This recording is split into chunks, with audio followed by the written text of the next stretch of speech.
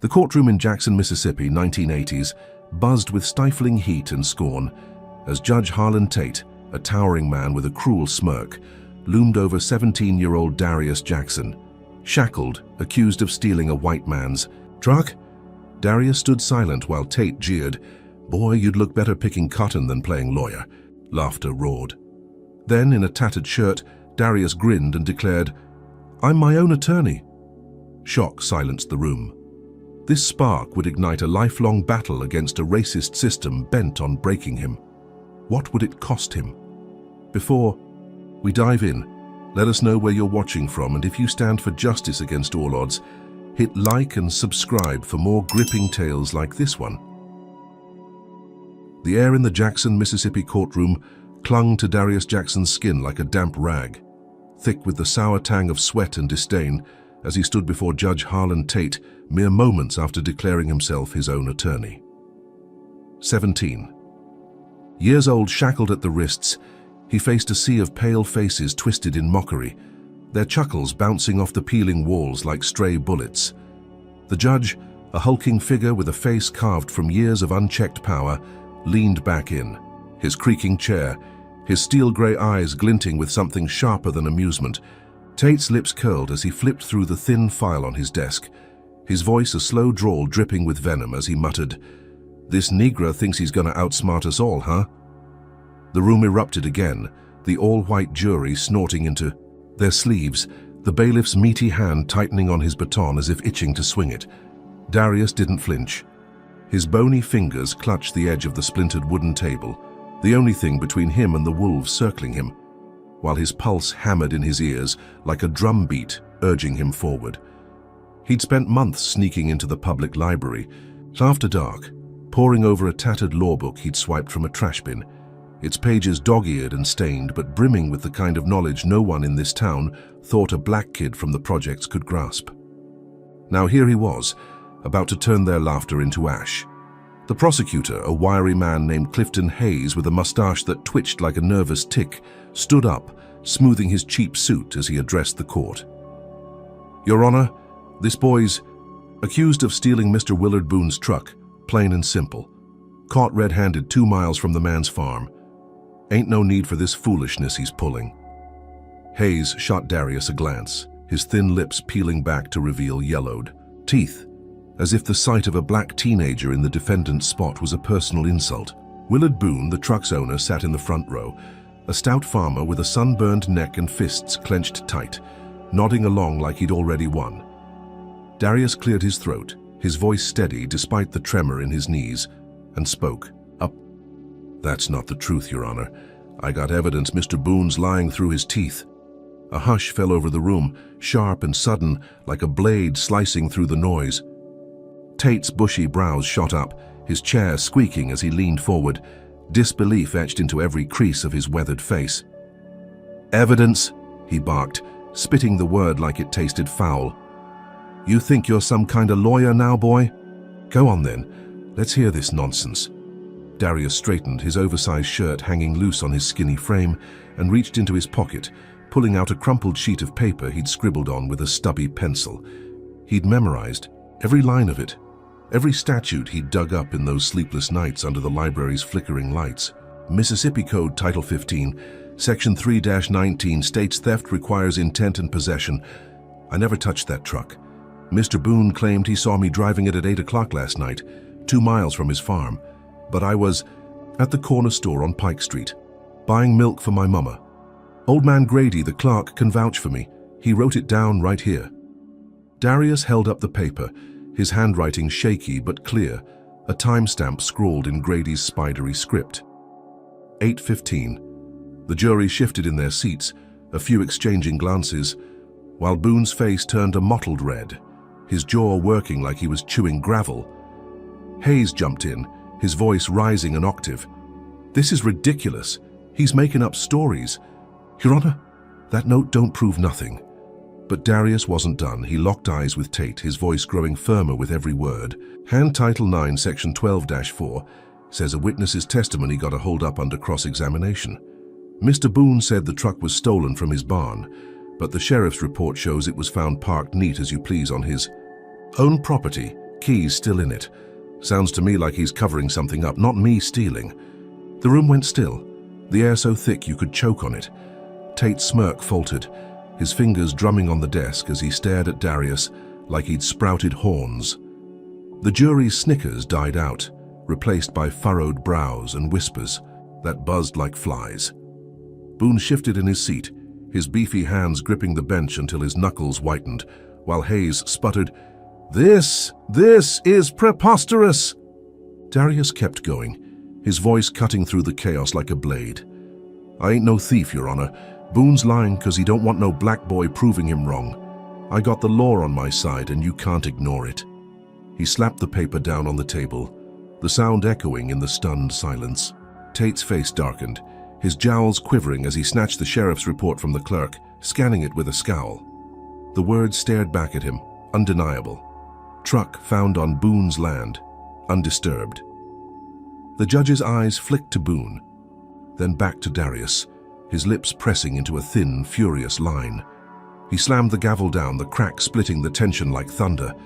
"Case dismissed," he growled, his voice low and bitter, each syllable forced out like it pained him. "Get this boy out of my sight."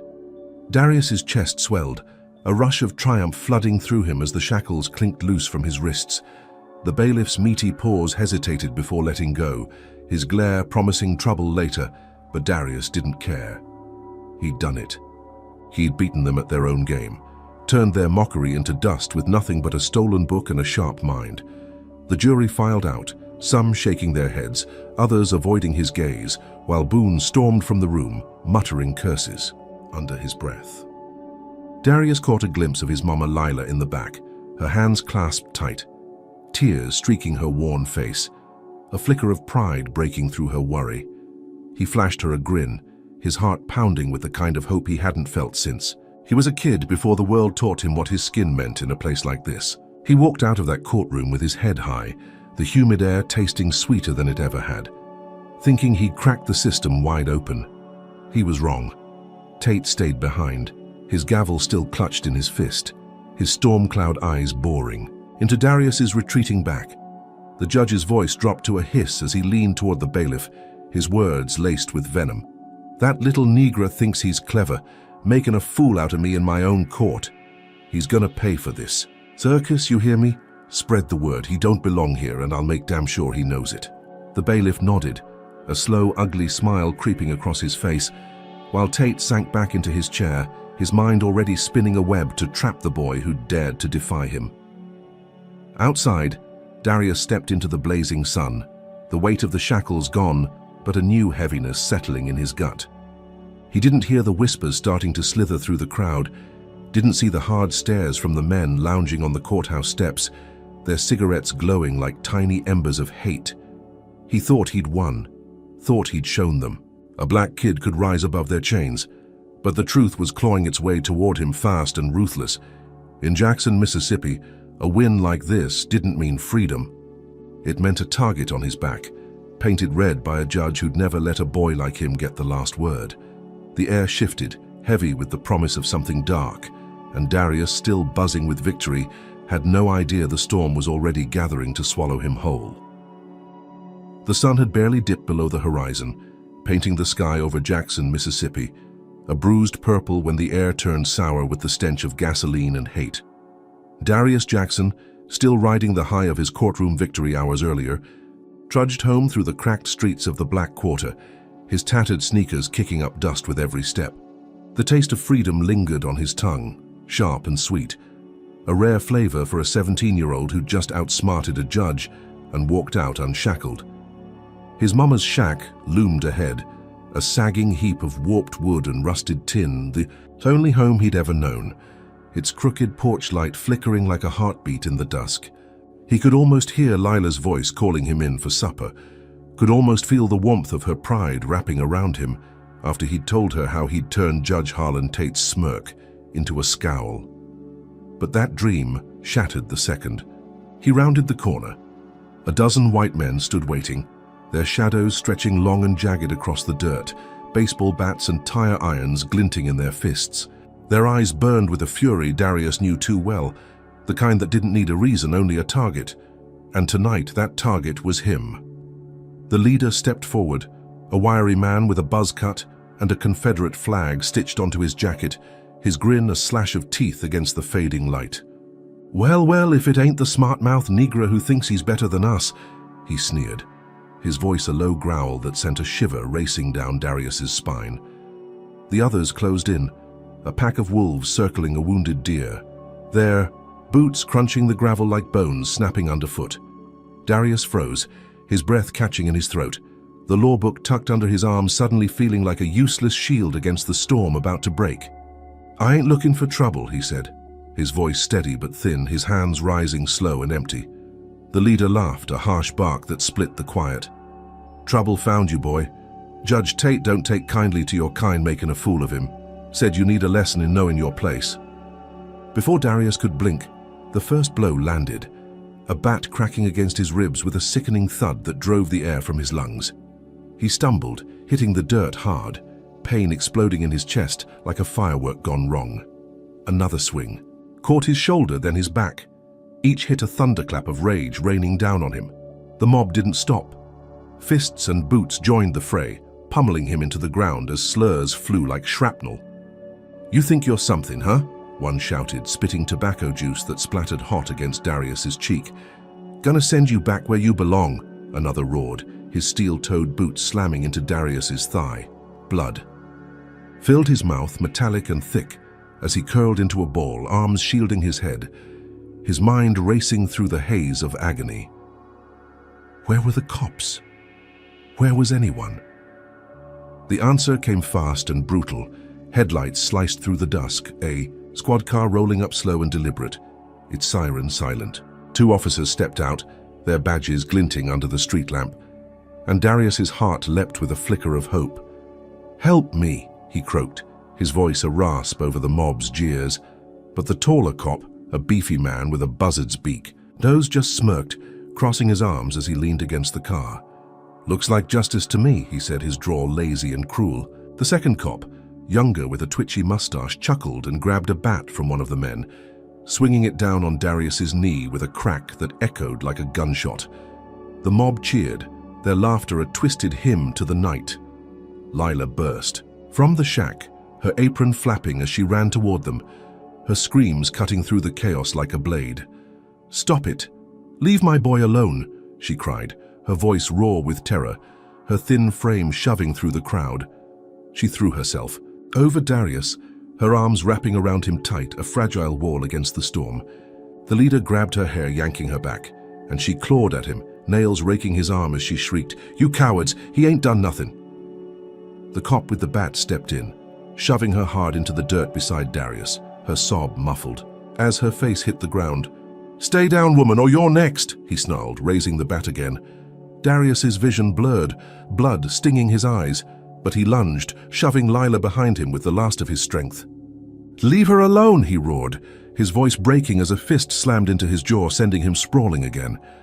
The beating stretched on, endless and merciless, each blow a promise that this town would never let him rise. But through the pain, something hardened in Darius, a spark of defiance that refused to die. He wouldn't let them win, not like this.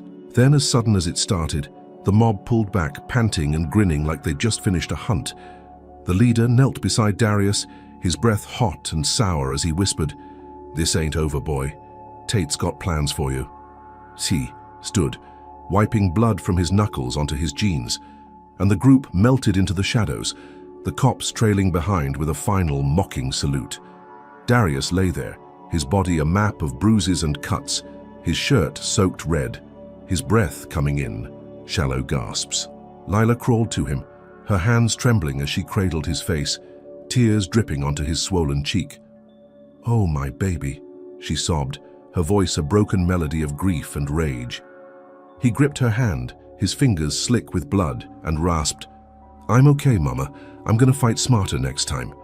She shook her head, her eyes wild with fear, but he saw the flicker of belief in her, the same pride she'd shown in court. He clung to that, letting it pull him from the edge of despair. The night settled heavy around them, the crickets' hum a mocking contrast to the violence that had just unfolded. Darius dragged himself upright, every muscle screaming, and helped. Lila to her feet. They stumbled back to the shack, the porch steps groaning under their weight, the flickering light casting their shadows long and warped. Inside, he collapsed onto the sagging couch, his mind spinning despite the throbbing in his skull. He'd beaten Tate in court, proved the law could bend for him. But this was the real fight, the one no book could win. The mob's words echoed in his ears. Tate's plans. What did that mean? How far would a judge go to crush a kid who dared to stand up? Darius's jaw tightened, his busted lips splitting wider as he clenched his teeth. He wouldn't just survive this. He'd fight back, use his brain to hit them where it hurt. But as he stared at the cracked ceiling, a cold truth sank in. This beating was only the beginning, a warning shot in a war he hadn't chosen but couldn't escape. Now let's get your thoughts rolling. Should a kid like Darius have to face a town's wrath just for outsmarting a racist judge? Drop a 1 in the comments if you think he deserves a shot at justice, or a 2 if you reckon he's in over his head. Smash that like button if this raw retaliation got your blood boiling, and hit subscribe to catch how Darius turns this nightmare into his next move. What's coming for him after this brutal payback? Could Tate's next strike shatter everything Darius holds dear, or will this kid's genius burn brighter than their hate? Stick around to find out. The weeks after the mob's attack crawled by in a haze of pain and purpose for Darius Jackson. His body, a patchwork of purple bruises and scabbed cuts that ached with every breath. Jackson, Mississippi, simmered under the relentless 1980s sun, its streets buzzing with whispers about the black kid who'd humiliated Judge Harlan Tate in his own courtroom. Darius kept his head down, avoiding the hard stares from white folks at the gas station and the muttered slurs from cops cruising past his mama's shack. Lila fussed over him constantly, her hands trembling as she dabbed salve on his wounds, her voice a quiet plea to stay out of trouble. But trouble wasn't something Darius could dodge. It clung to him like the humidity, thick and unyielding. He'd tasted victory in that courtroom, felt the law bend under his will, and now, holed up in the cramped back room of the public library, he chased that feeling again.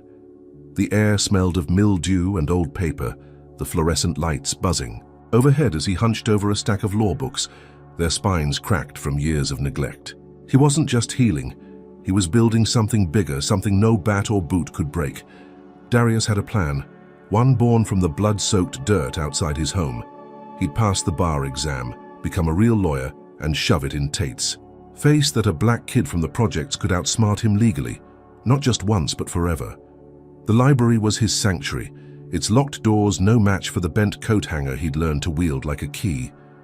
Night after night, he pored over statutes and case law, his pencil scratching notes on scavenged scraps of paper, his mind a steel trap snapping shut on every loophole he found. At 17, he couldn't take the bar legit, not without a diploma or a college degree, but he'd heard whispers of a loophole, a fake ID in a testing center 2 counties over that didn't ask too many questions. He scraped together $8 from odd jobs, enough for a bus ticket and a forged birth certificate from a shady guy named Slim who hung out behind the barber shop. The ID said he was Darius Reed, 22, a name he picked to bury the boy Tate wanted dead. On testing day, he walked into that dingy community college with his heart pounding, his borrowed suit 2 sizes too big, and aced the exam with a score that would have made a law professor choke on his coffee. When the letter came confirming he'd passed, he hid it under his mattress, a secret weapon waiting to fire. Word of his genius spread slow and quiet through the Black Quarter, a ripple of hope in a place drowning in despair. A woman named Miss Cora, 62, with a spine bent from years scrubbing floors, knocked on Lila's door one muggy afternoon, her voice trembling as she clutched a crumpled eviction notice. "They're trying to take my house, Darius," she said, her eyes red-rimmed and desperate. "Slumlord says I ain't paid rent, but I got receipts. Can you help me?" Darius didn't hesitate. He took her case, his first real one, filing papers at the courthouse under his new name, Darius Reed, licensed attorney. The clerk, a pinched-faced woman with a beehive hairdo, sneered as she stamped his forms, muttering, "This some kind of joke?" But Darius just smiled, his busted lips still tender, and walked away with a court date burning in his pocket. The Slumlord, a greasy man named Elton Pruitt with a gold tooth and a wad of cash bulging in his jacket, strutted into court like he owned it, his lawyer at his side spitting legalese to bury Miss Cora's claim. Pruitt was tight with Tate, a fact he didn't bother hiding, his smirk a mirror of the judge's as he leaned back in his chair. The courtroom wasn't Tate's this time, presided over by Judge Amos Perry, a wiry old man with a pinched face, and a reputation for fairness, though Darius didn't trust it. He stood tall, his borrowed suit patched at the elbows, and laid out Miss Cora's case with the precision of a surgeon. Your Honor, Mr. Pruitt's eviction notice violates Mississippi Code Title 25, Section 7-3, requiring 30 days' notice and proof of non-payment. Here's 6 months of receipts, signed and dated, showing Miss Cora paid on time. He slid the yellowed papers across the table, his voice steady as he cited cases Pruitt's lawyer had never heard of, dismantling their argument brick by brick. And Title 11, Section 4-9, protects tenants from retaliatory evictions. Pruitt's been raising rents illegal-like, targeting folks who can't fight back. The room buzzed, black folks in the gallery leaning forward, their whispers a soft hum of awe. Pruitt's face turned splotchy, his gold tooth flashing as he hissed at his lawyer, "Do something." But the lawyer floundered, his objections shot down by Perry's sharp gavel. After an hour of Darius's relentless logic, Perry ruled in Miss Cora's favor, slamming the gavel with a grunt. Eviction dismissed. Pruitt, pay her court costs. The victory hit Darius like a jolt of lightning, his chest swelling as Miss Cora threw her arms around him outside the courthouse, sobbing into his shoulder. "You saved me, son," she whispered, her voice thick with gratitude. Word spread. Like wildfire through the quarter, folks clapping him on the back, calling him the lawyer kid, with grins that lit up the gloom. Kids trailed him down the street, wide-eyed, asking how he did it, while old men nodded from their porches, muttering, "That boy's something special." Lila beamed at him over supper, her stew simmering on the stove, her pride a quiet glow that warmed the shack's sagging walls. Darius felt unstoppable, a legal prodigy rising from the ashes of that brutal night, his name whispered like a prayer among the oppressed. He'd taken the law, twisted it in his favor, and won again, proving he could stand toe-to-toe with the system and walk away unscathed. For the first time, he dared to dream of a future where he wasn't just surviving, but thriving, a beacon for every black soul in Jackson crushed under the white man's boot. But the high didn't last. That night, as Darius lay on his cot, the cricket's song outside was drowned by a low rumble down the street. He sat up, peering through the cracked window, his gut twisting as a sleek black car rolled past, its tinted windows hiding the driver. It stopped at the corner, idling too long, then peeled away with a screech that set his nerves on edge. The next morning, Lila found a note slipped under the door, scrawled in jagged red ink. "You ain't untouchable, boy." Darius's blood ran cold, his victory souring as he recognized the threat woven into those words. He'd beaten Pruitt, sure, but Pruitt wasn't the real enemy. In the courthouse cafeteria, he'd overheard Pruitt muttering to a crony, "Tate's gonna hear about this. That Negro won't last a week." Judge Harlan Tate, now a state judge with a wider reach and a deeper grudge, loomed over this win like a storm cloud ready to burst. Hours later, the call came. A clerk's voice, clipped and cold, crackled through the phone Lila borrowed from a neighbor. "Darius Reed, your bar license is under investigation for fraud. Report to the state board tomorrow or it's revoked." Darius's knees buckled, the receiver slipping from his hand as Lila gasped behind him. Fraud? He'd passed the exam fair and square, but the truth didn't matter. Tate had struck fast and ruthless, turning Darius's triumph to dust. The room spun, his dreams of justice crumbling under the weight of a system rigged to bury him. What had he walked into, thinking he could outrun a man like that? The air in Jackson, Mississippi, hung heavy with the weight of betrayal as Darius Jackson stepped off the creaking bus into the 1990s, his borrowed suit now a wrinkled shell clinging to his bruised frame. The call from the state board still echoed in his skull, a cold blade slicing through the triumph he'd clawed from the ashes of Miss Cora's case. His bar license, The fragile lifeline he'd forged with a fake ID and a brilliant mind dangled by a thread, accused of fraud by a system that never wanted him to rise. He'd reported to the board as ordered, standing in a sterile room with wood-paneled walls and a panel of white faces staring down at him like vultures over carrion. They'd grilled him for hours, their questions sharp and loaded, their smirks barely hidden behind thin lips. "Where'd you get your credentials, boy?" one had sneered, his tie knotted tight as a noose. Darius had kept his voice steady, citing the exam he'd aced, but the truth didn't matter. The fix was in, and he knew whose hand pulled the strings. Judge Harlan Tate, now a state judge with a gavel that could crush more than just courtrooms, had made his move swift and venomous, turning Darius's victory into a trap. The hearing was a sham, a stage set for his downfall. Within days, the E-Eind board's ruling came down like a guillotine, license revoked effective immediately. But Tate wasn't done. That same afternoon, as Darius trudged home through the projects, his head spinning with the loss of everything he'd built, sirens wailed behind him. 2 squad cars screeched to a halt, tires spitting gravel, and 4 cops spilled out, their batons already drawn.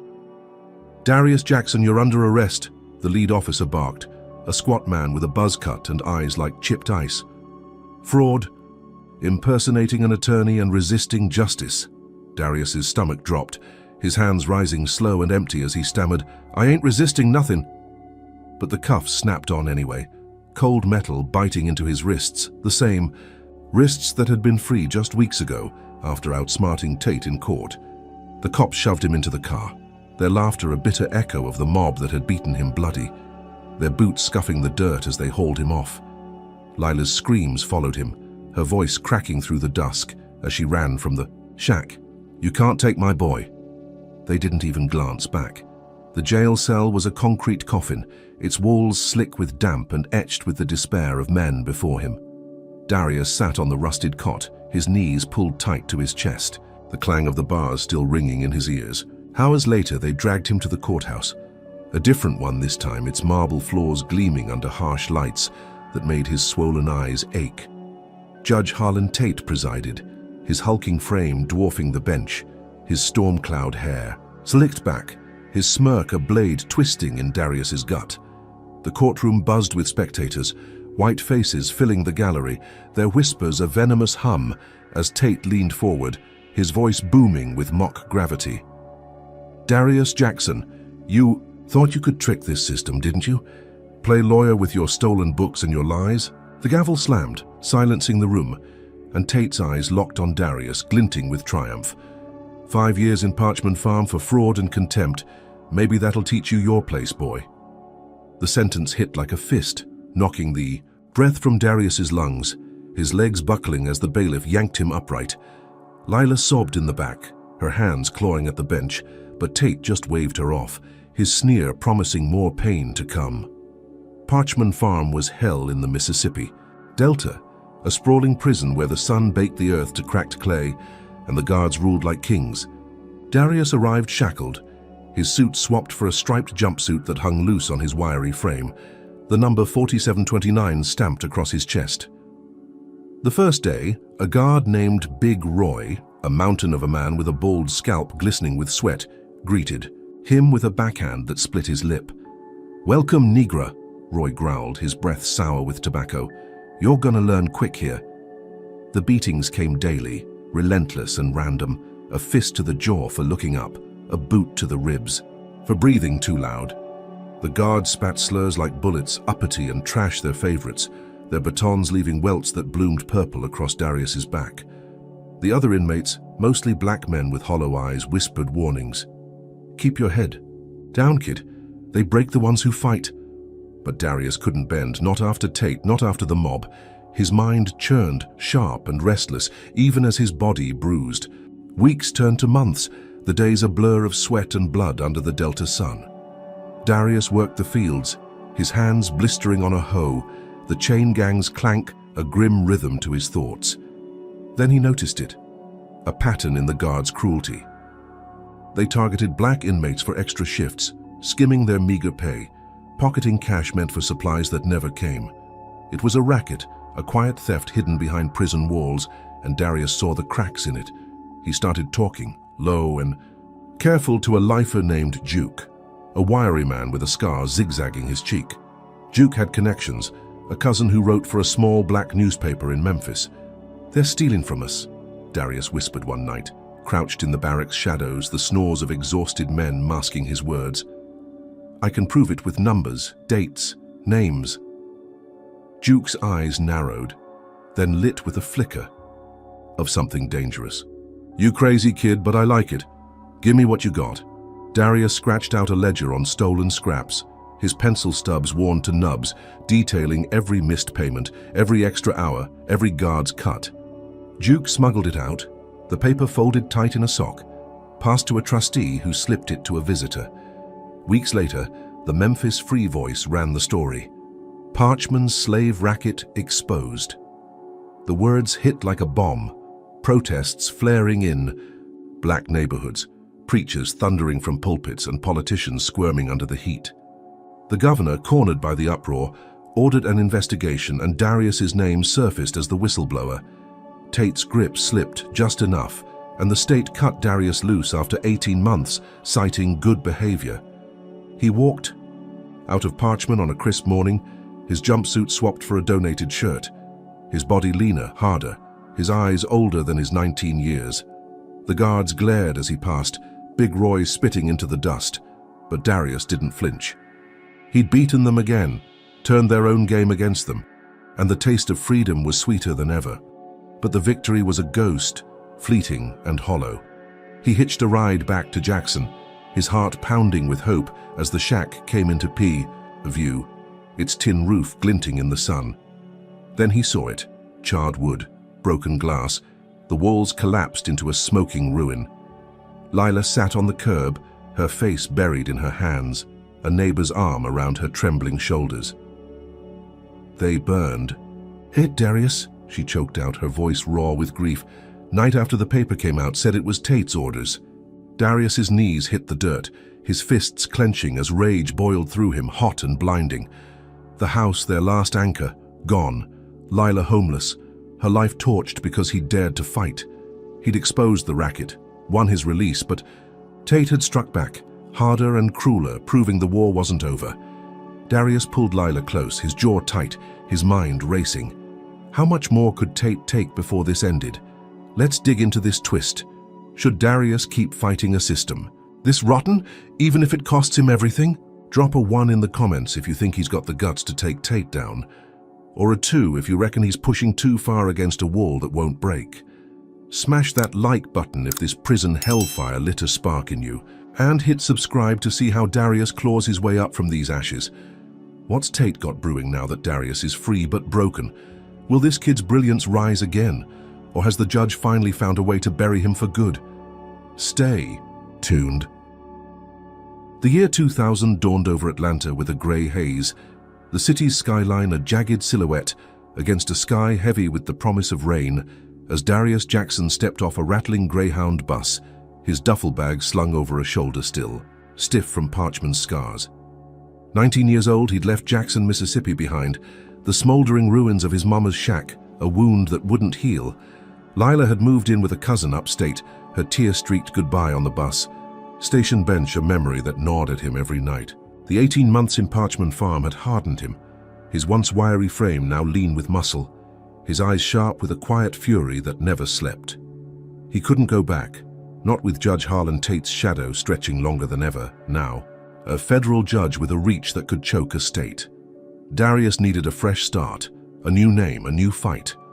Atlanta was his shot, a sprawling maze of opportunity where a black man might slip through the cracks and rise. He'd buried Darius Jackson under a new identity, Malik Reed, a name he'd whispered to himself in prison until it felt real, a shield against the past that hunted him. The city hummed with a restless energy, its streets alive with honking cars, and the chatter of folks hustling to work, a stark contrast to Jackson's suffocating stillness.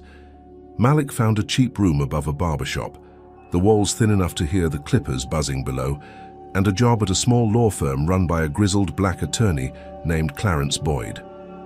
Boyd was a relic, 68 with a limp from a civil rights march gone bloody. His office a cluttered cave of yellowed files and cigarette smoke. He'd hired Malik on a hunch, impressed by the forged resume that claimed a degree from a college Malik had never seen. "You got fire in you, son," Boyd rasped, his voice gravelly as he handed Malik a stack of cases. "Don't waste it." Malik didn't. He dove into the work, his nights spent hunched over a rickety desk, a single bulb casting shadows across pages of legal briefs. He learned fast, his prison-honed mind slicing through statutes like a blade, turning Boyd's losing cases into wins with arguments so tight they left opponents stammering. Within a year, he'd built a reputation, a whisper among Atlanta's black community. Malik Reed, the lawyer who didn't back down. The big break came on a muggy August morning, the air thick with the scent of asphalt and exhaust, when a case landed on his desk that would change everything. A black mechanic named Terence Hill, 42 with calloused hands and a quiet dignity, had been beaten bloody by a cop named Officer Dale Vaughn during a traffic stop, his skull cracked for resisting a search that found nothing. The police report claimed self-defense, but Terence's wife had a shaky cell phone video showing Vaughn's baton swinging unprovoked, his voice snarling, "Stay down, boy." The firm's partners hesitated, wary of the backlash, but Malik saw gold. "This is systemic," he told Boyd, his voice low and fierce as he tapped the file. "I can nail him with excessive force and racial bias. Title 42, Section 1983. Federal laws on our side." Boyd squinted through his bifocals, then nodded slow, a rare grin tugging at his lips. "Take it, kid. Show him what you got." Malik did more than that. He built a case like a fortress, brick by brick, digging up Vaughn's history of complaints, all buried by a complicit precinct, and pairing it with the video's raw truth. The trial hit Atlanta like a thunderclap, the courtroom packed with reporters, and black folks cramming the gallery, their murmurs a tide of hope and rage. Judge Evelyn Carter presided, a stern woman with silver hair and a no-nonsense stare, her bench a stark contrast to Tate's sneering throne. Malik stood tall in a second-hand suit, his voice steady as he faced Vaughn, a beefy man with a buzz, cut and a smirk that didn't falter. "Officer Vaughn," Malik began, pacing the floor, "you claim Mr. Hill swung first, but this footage shows you striking him 6 times before he even moved. Care to explain?" Vaughn shifted, his jaw tightening, but he stuck to his script. "He was a threat. I acted in self-defense." Malik pounced, projecting the video on a screen, the grainy image freezing on Vaughn's baton mid-swing, Terence's hands empty and raised. Gasps rippled through the room. "Self-defense against an unarmed man begging you to stop?" Malik pressed, his tone sharp as a blade. "Or was it 'cause he's black and you figured no one would care?" The jury, half black and half white, leaned forward, their faces a mix of shock and unease. Malik didn't stop. He called witnesses, neighbors who'd seen Vaughn harass black drivers for years, and an ex-cop who'd quit after watching the precinct cover up worse. He cited federal precedents, his voice rising with every word, painting a picture of a system that shielded men like Vaughn while crushing men like Terence. The defense floundered, their objections overruled by Carter's crisp rulings, their lawyer sweating through his tie as Malik dismantled their lies. After 3 days, the jury deliberated for 6 hours, a nail-biting eternity, before returning with a verdict. Guilty of excessive force, $200,000 to Terence in damages. The gallery erupted, cheers drowning out Vaughn's curses as bailiffs dragged him away, his allies in the back hissing slurs under their breath. Malik stood still, his chest heaving, a rush of triumph flooding through him as Terence gripped his hand, tears streaking his face. "You gave me justice, man," Terence choked out. Boyd clapped Malik's shoulder, his raspy laugh a rare sound. "You're a damn legend, Reed." That night, Malik's victory speech outside the courthouse went viral, a shaky camcorder clip capturing his words against the Atlanta skyline. "This ain't just about one cop," he said, his voice raw with conviction, the crowd's cheers swelling behind him. "It's about a system that's been beating us down for too long. We fight, we win, we rise." The video spread like wildfire, racking up thousands of views. His face splashed across local news as The black lawyer taking on the law. Preachers quoted him in sermons, kids in the projects mimicked his stance, and strangers stopped him on the street to shake his hand. Malik felt invincible, a phoenix soaring from parchment's ashes, his new name a shield Tate couldn't pierce. Atlanta embraced him, a city big enough to hide his past, and for the first time he dared to believe he'd outrun the judge's grasp. Lila called from her cousins, her voice trembling with pride through the crackling line. "You're making a difference, baby," she said. And Malik grinned, the weight of her burned-out shack lifting just a little. But the high was a mirage, shimmering and fragile. 2 weeks later, the phone in Boyd's office rang. A reporter from the Atlanta Journal-Constitution on the line, her voice clipped and urgent. "Mr. Reed, we've got a tip. Someone's claiming you're not who you say you are. Says you're Darius Jackson, a fraud from Mississippi. Care to comment?" Malik's blood turned to ice, his hand gripping the receiver so tight his knuckles ached. Boyd's eyes narrowed across the desk, sensing the shift, but Malik forced a laugh, his throat dry as sand. "That's nonsense. I'm Malik Reed, licensed, and legit." He hung up, his pulse hammering, but the damage was done. The next morning, the headline screamed across the front page, "Hero lawyer a fake, Mississippi past exposed." The article named Judge Harlan Tate as the source, his federal clout lending weight to the lie, painting Darius as a conman who'd tricked his way into law. Clients called to cancel, their voices cold with betrayal, while TV pundits debated his deception with smug grins.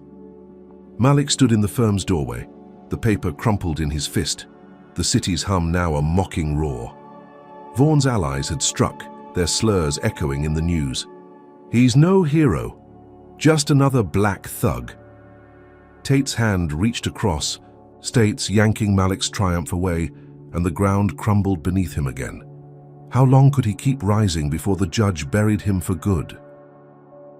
The Atlanta night buzzed with a restless hum, cicadas shrieking in the pines beyond the city's edge, as Malik Reed, once Darius Jackson, stood in the dim glow of his sister Aisha's porch light, his breath fogging in the cool 2000 air. The media storm Judge Harlan Tate had unleashed still raged, the headlines branding him a fraud, shredding his reputation like paper in a shredder. But Malik refused to break. He'd moved Aisha, 21 and fierce with a quick tongue, out of their cousin's cramped house in Mississippi to a small rental on Atlanta's outskirts, a safe haven from Tate's reach. She'd hugged him tight that first day, her braids brushing his cheek as she whispered, "You're all I got left, big brother." Now, as he knocked on her door after a long day dodging reporters, the silence inside prickled his skin. The lock hung loose, the frame splintered, and a cold dread sank into his bones. He shoved the door open, his voice cracking as he called, "Aisha!" The living room stared back, trashed, couch cushions slashed, glass from a shattered lamp, crunching under his boots. Then he saw it, a single word carved into the wall with a knife, jagged and deep. Negra. His heart stopped. They'd taken her. Malik's mind raced, piecing it together as he stumbled through the wreckage, his hands shaking with a fury he hadn't felt since Parchman. Tate's media hit hadn't been enough. The judge had sicked his dogs on Aisha, a strike at the one thing Malik couldn't lose. He found a note taped to the fridge, scrawled in block letters. "Want her back? Come alone, Old Mill Midnight." The clock read 10:30, the deadline a noose tightening around his neck. He bolted to his car, a beat-up sedan Clarence Boyd had loaned him, the engine sputtering to life as he floored it toward the abandoned mill 10 miles out, a crumbling relic of Georgia's textile past. The night swallowed him, headlights slicing through the dark, his pulse a war drum in his ears. He knew who'd done this, a white supremacist gang tied to Vaughn's crew, the cop he'd buried in court, funded by Tate's dirty money. They'd been howling for his blood since the verdict, their slurs spray-painted on Boyd's office, their threats hissed through late-night calls. Now they'd gone too far. The mill loomed ahead, its brick walls sagging under decades of neglect, windows gaping like empty sockets in the moonlight.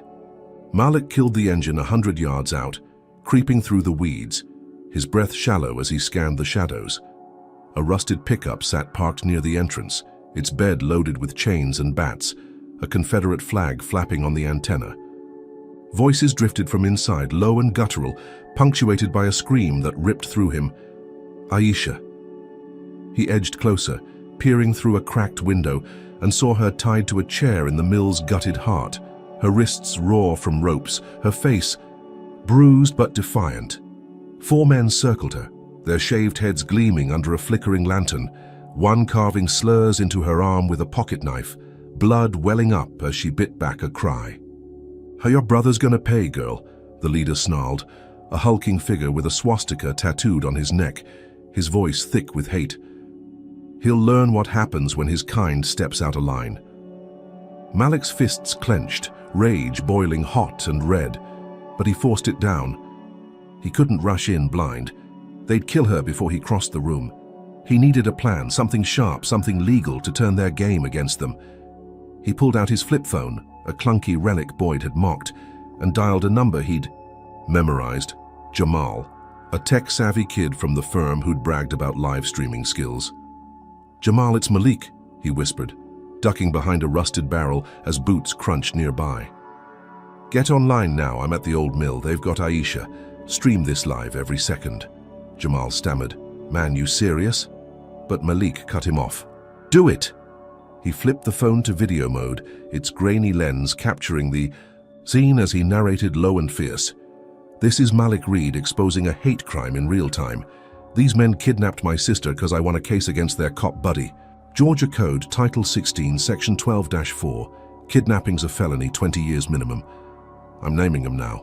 He zoomed in, calling out faces he recognized from Vaughn's trial gallery. Bobby Lee, Trent Carver, Mike Dunn. The stream went live. Jamal's frantic typing pushing it to every platform, the views ticking up fast as Atlanta's night owls tuned in. Malik stepped into the mill, phone held high, his voice booming over the creak of rotting beams. "You're done, Bobby. Law's got you now, and the world's watching." The gang froze, their eyes darting to the device, the lantern's flicker, glinting off their widened pupils. Bobby Lee lunged his knife-slashing air, but Malik dodged, weaving through the debris as he kept filming. "Assault with a deadly weapon, Title 16, Section 5-21. That's another 10 years. The others hesitated, Trent muttering, "He's bluffing," but the live feed's counter hit 10,000, comments flooding in. "Cops, it's on the way." "Hang in there, Aisha," Bobby roared, "shut it off," and swung again, but Malik ducked, grabbing a rusted pipe and cracking it against Bobby's knee. The man howled, dropping, and Malik untied Aisha, her sobs muffled as she clung to him. "I got you," he whispered, pulling her toward the exit, the phone still rolling as sirens wailed in the distance, drawn by the viral stream. The gang scattered, their boots pounding the dirt as red and blue lights flooded the mill, cops swarming in too late to stop Malik's escape. He and Aisha stumbled into the night, her blood staining his shirt, his arm around her trembling shoulders as they hid in the sedan until the chaos cleared. The stream cut off at 20,000 views, the footage a Molotov cocktail igniting. Atlanta's streets, protests flared by dawn. Black folks marching with signs reading "Justice for Aisha," while news vans camped outside the precinct. Bobby and his crew were nabbed fleeing, their faces plastered across every channel, their hate exposed raw and ugly. Malik watched it unfold from a diner TV, Aisha patched up beside him, her arm bandaged but her spirit unbroken. "You saved me," she murmured, her voice thick with gratitude. He nodded, a grim smile tugging his lips. He'd turned their hate into a weapon, rescued her with brains over brawn, and for a moment he believed he'd turned the tide. Tate's dogs were caged, their master humiliated again. But the triumph was a brittle shell, cracking under a shadow. Malik didn't see coming. The next night, as he and Aisha slept in a motel hiding from the spotlight, his phone buzzed with a blocked number. He answered, his gut twisting as a familiar voice rasped through, Tate's drawl cold and deliberate. "Nice trick, boy, but you've just painted a bigger target." The line clicked dead, and hours later, a brick crashed through the motel. Window, a note tied tight. "She's next." Malik's blood ran cold, his victory souring as he realized Tate wasn't done. The judge had planted evidence, a forged ledger linking Malik to the gang's cash, and by morning cops pounded the door cuffs gleaming. "Malik Reed, you're under arrest for murder and racketeering," the officer barked. Aisha's scream piercing the air as they dragged him away. Tate had flipped the script, framing him for the gang's crimes, his revenge a sledgehammer, smashing Malik's fleeting win. The motel faded behind him, Aisha's cries echoing as the system swallowed him whole again. Time to weigh in. Does a brother like Malik deserve this brutal payback for saving his sister? Drop a 1 in the comments if you think he's a hero fighting a rigged game, or a 2 if you reckon he's pushed Tate too far to dodge this blow. Hit that like button if this rescue-turned-trap got your heart racing, and smack. Subscribe to catch how Malik battles this frame job. What's Tate's next play now that Malik's cuffed and cornered? Can this genius outsmart a murder rap, or has the judge finally locked him in a box he can't escape? Keep watching to find out. The Atlanta courtroom in 2005 thrummed with a tension thick enough to choke on, its polished wood benches packed with reporters and onlookers, their whispers buzzing like a swarm of wasps as Malik Reed, once Darius Jackson, stood shackled at the defendant's table. The cuffs bit into his wrists, a cruel echo of Parchman's chains, his borrowed suit hanging loose on a frame worn thin by sleepless nights in a holding cell.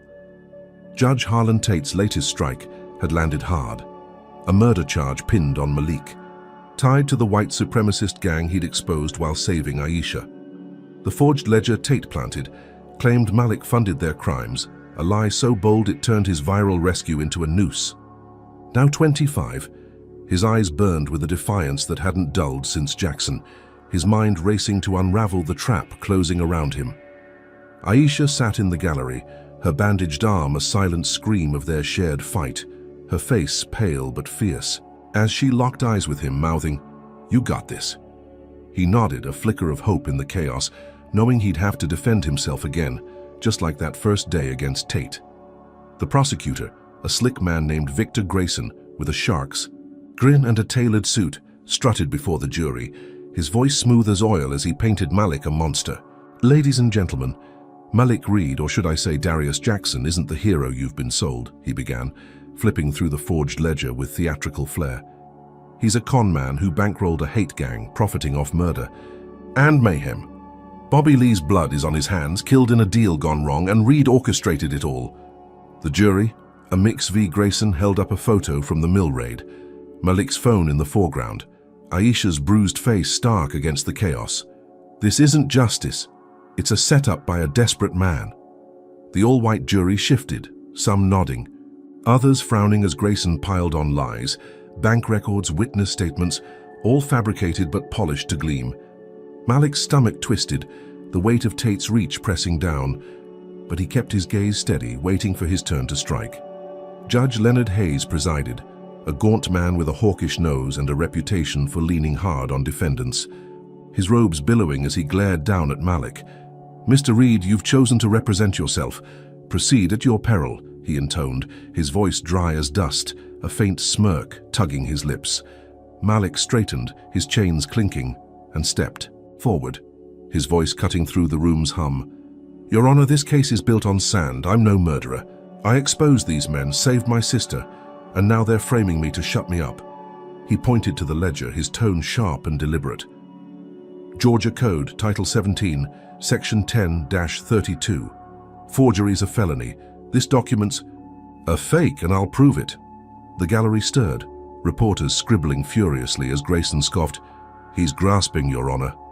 The evidence speaks for itself. Malik didn't flinch.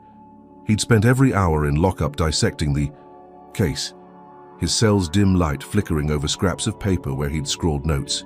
He called his first witness, Jamal, the tech whiz who'd streamed the mill rescue, his lanky frame shuffling to the stand, dreadlocks swaying. "Tell him what you saw," Malik urged, his voice firm. Jamal nodded, his Adam's apple bobbing. "I streamed it live. Malik wasn't with those guys, he was fighting them. That ledger? Never saw it till the cops showed up." Grayson pounced, his grin widening. "So you're a hacker, huh? Why should we trust a criminal?" Jamal bristled. "I ain't no criminal. I just know tech." Malik followed with Aisha, her steps steady despite the pain in her arm, her voice trembling but clear. They cut me, threatened me, all 'cause Malik beat their cop friend. He saved me, not them."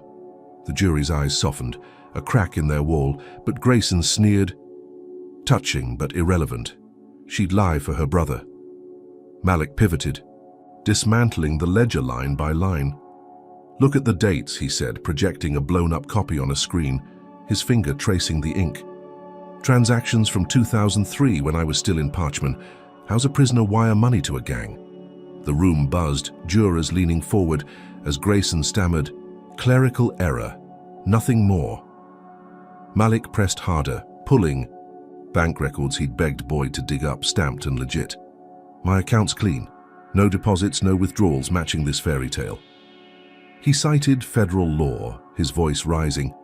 Title 18, Section 1001, fabricating evidence is a crime. "Who's the real crook here?" Grayson's smirk faltered, sweat beading on his brow as Malik turned to the photo. "This stream went live. 20,000 saw it. You think I staged that with a gun to my sister's head?" The clincher came with an ex-cop named Rawls, a grizzled whistleblower Malik had tracked through prison rumors. His testimony a grenade. "Vaughn's crew ran dirty ops," Rawls rasped, his voice rough from years of smoking. "Tate funded. Them kept him out of jail. They'd frame anybody who crossed him." Grayson objected, his voice shrill. "Hearsay." But Hayes overruled, his eyes narrowing. "Let him speak." Rawls leaned forward, his stare cutting through the room. "I saw Tate sign off on cash drops myself. He's got blood on his robe." The gallery erupted, shouts bouncing off the walls as Malik faced the jury. "This ain't about me. It's about a judge who'd kill to keep his throne. You gonna let him?" The deliberations stretched 4 hours, each minute a knife twisting. In Malik's gut, Aisha's fingers knotting in her lap as the clock ticked. When the jury filed back, their faces were stone. The foreman, a burly man with a grey beard, his voice flat. "Not guilty on all counts." Relief crashed over Malik, his knees buckling as Aisha rushed to him, her arms tight around his neck, tears soaking his collar. The room exploded, reporters shouting questions, black folks in the back cheering like it was a revival. Malik turned the tide, spinning live on a borrowed news camera outside, his voice raw and electric. "Tate's corruption's out now. He's a thug in a robe, and I'm proof you can't bury the truth." The clip hit the airwaves, millions watching as Tate's name burned, his federal perch wobbling under the glare. Tate sat in his chambers, his hulking frame slumped, his storm cloud hair disheveled as he watched the broadcast, his jowls quivering with rage. He'd called Malik a thug in a suit mid-trial, swaying the pundits, but now the tide turned, his smirk replaced by a snarl. "He thinks he's won," Tate hissed to a crony on the phone, his voice a low growl. "He's dead wrong." Hours later, as Malik walked Aisha to a safe house Boyd had secured, a blast shook the night, a fireball swallowing the firm's office in Midtown. Glass rained, flames licking the sky, and Malik's phone buzzed with a text from an unknown number. "Your paralegal's gone. You're next." His blood froze, the acrid smoke stinging his lungs as he pulled Aisha close, her gasp muffled against his chest. Sirens wailed, feds swarming the scene, their radios crackling with a new lie. "Reed's a bomber." Tate had struck again, harder and deadlier, torching Malik's world and pinning the ashes on him. The safe house loomed ahead, a flicker of shelter, but the feds' headlights pierced the dark, hunting him as a fugitive. How much more could Tate burn before Malik broke? The Georgia night swallowed Malik Reed whole, the air thick with the tang of pine and the distant wail of sirens, as he crouched in a sagging barn 50 miles south of Atlanta, his breath shallow against the splintered wood. 2005 had turned into a nightmare, the glow of his courtroom acquittal snuffed out by the fireball that devoured Clarence Boyd's law firm, his paralegal's body charred beyond recognition in the rubble. Judge Harlan Tate's text still burned in Malik's mind. "Your paralegal's gone, you're next." A promise delivered with the bombing that painted him a terrorist. Aisha was safe, hidden with Boyd in a friend's basement, her tear-streaked call echoing in his ears. "They're saying you did it, Malik. Run!" He'd bolted, the feds' headlights slashing the dark, their radios crackling with lies that branded him a black fugitive, a bomber on the loose. Now 25 and hunted, he clutched a stolen laptop, its cracked screen flickering as he hacked into federal databases, his fingers trembling but precise, driven by a fury that wouldn't die. Tate had taken everything, his home, his freedom, his sister's safety, but Malik would burn the judge's empire to the ground first. The barn smelled of mold and hay, a damp chill seeping through his thin jacket as he bypassed firewalls with tricks Jamal had taught him, the kid's voice a ghost in his head. "You're a natural man." Malik's pulse hammered, sweat beading on his brow, as he dug into Tate's financials, a labyrinth of shell companies and offshore accounts. The screen glowed with proof: wire transfers to Vaughn's gang, payoffs to state officials, millions, funneled through a fake charity Tate chaired. "Got you," Malik muttered, his voice a rasp in the stillness, his breath fogging in the cold. He found emails next, Tate's own words damning him: "Shut Reed up permanent, use the fund." The judge's bribery empire sprawled across states, a web of corruption propping up his federal throne. Malik's chest tightened, a grim satisfaction mixing with dread as he uploaded the files to a dark web server, then leaked them to every news outlet he could ping, his message blunt: "Judge Harlan Tate's a crook, here's the truth." He hit send. The laptops hum a war cry in the night and braced for the fallout. The leaks hit like a tsunami, screens across Georgia lighting up with breaking news by dawn, the barn's cracked walls trembling as if the earth itself felt the shock. "Federal judge exposed in corruption scandal," blared CNN, ticker tape scrolling Tate's dirty laundry. Bank records, emails, a photo of him shaking hands with a known Klansman. Malik watched it unfold on the laptop, streaming live. From a shaky signal, his busted knuckles white as protests erupted in Atlanta's streets. Black folks marched with signs screaming "Tate must pay," their chants a thunderous roar rolling through the city. Preachers rallying crowds outside the courthouse where Malik had beaten the murder rap. The feds scrambled, their press conference, a mess of stammers and denials, but the evidence was ironclad. Malik's genius peeling back Tate's mask for millions to see. Social media exploded. Hashtags like "Towns Justice for Malik" trending, strangers calling him a hero while cops hunted him like a dog. He leaned back against a hay bale, his breath steadying, a flicker of triumph cutting through the exhaustion. He'd crippled Tate's power, turned the judge's own system against him, and for a moment he thought he'd won the war. But victory was a mirage, shimmering and cruel. The barn's silence shattered as tires crunched gravel outside, headlights piercing the slats like spears, red and blue strobes flashing a death sentence. "Malik Reed, come out with your hands up." A megaphone blared, the voice sharp and final, boots pounding the dirt as deputies closed in. Malik's heart slammed against his ribs, the laptop slipping from his lap as he bolted upright, scanning the shadows for an out. They'd tracked him, maybe the leak's IP, maybe a snitch, but it didn't matter now. He grabbed a rusted pitchfork, its prongs dull but heavy, and edged toward a back window, glass jagged from years of neglect. "He's a black terrorist," a cop shouted, their guns drawn, flashlight beams dancing like wolves' eyes. Shots cracked the night, bullets splintering wood inches from his head, the air stinging with gunpowder as he dove through the window, shards slicing his arm. He hit the ground rolling, pain flaring hot and red, but he ran, legs pumping through the brush, thorns tearing at his jeans. The chase stretched endless, his lungs burning as he zigzagged through pines. The feds' shouts fading, then surging behind him, their dogs baying a savage hymn. Malik's mind raced, plotting moves like a chessboard, his prison instincts kicking. In, stay low, double back, lose the scent. He splashed through a creek, icy water soaking his boots, masking his trail as the barking grew distant. An hour later, he collapsed under an oak, its gnarled roots a cradle, his chest heaving, blood dripping from his arm onto the moss. The laptop was gone, but the leaks were out, Tate's empire bleeding in the open. He'd won this round, a public victory that shook the judge's throne. But the cost gnawed at him. Taisha's voice looped in his head, "Run!" And now Lila's face joined her, homeless and broken since the shack burned. He'd fought for them, for justice, but Tate wasn't done. The judge's next move landed like a sledgehammer days. Later, as Malik hid in a truck stop, a stolen radio crackling with news. "Lila Jackson, mother of fugitive Malik Reed, arrested for treason. Evidence ties her to bombing plot. His stomach dropped, the world tilting as the anchor droned on. Federal Judge Tate calls it a family conspiracy. Malik's fists clenched, nails digging into his palms, rage boiling so fierce he tasted blood. Treason. Lila, who'd never hurt a soul, who'd cried herself sick when he went to Parchman, now cuffed and slandered on Tate's orders. The radio spat Tate's voice, smug and oily. She raised a terrorist. Justice demands she pay.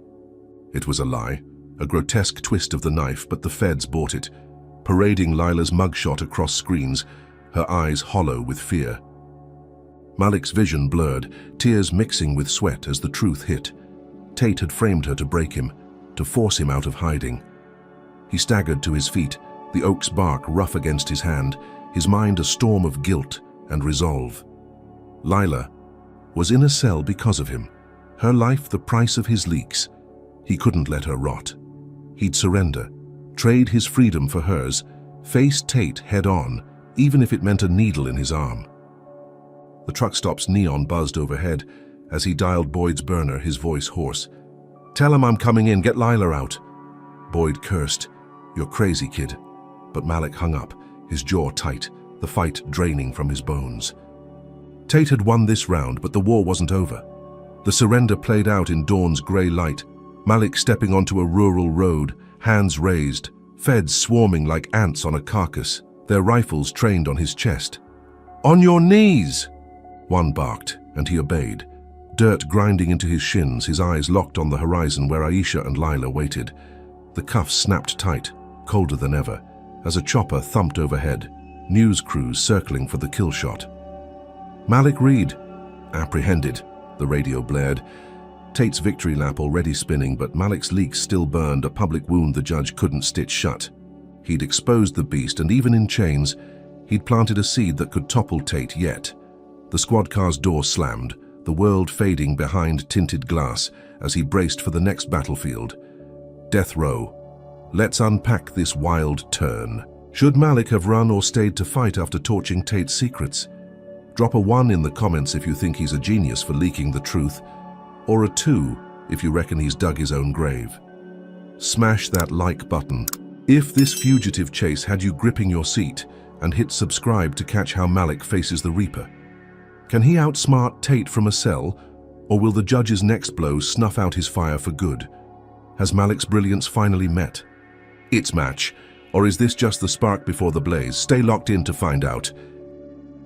The Mississippi sun scorched the earth in 2010, its heat seeping through the concrete walls of Parchman Farm's death row, where Malik Reed, once Darius Jackson, sat shackled to a metal chair, his wrists chafed raw by cuffs that never loosened. 25 now, his body bore the scars of a decade-long war, lean muscles stretched tight over bones hardened by prison's grind, his eyes hollow but blazing with a fire that refused to flicker out.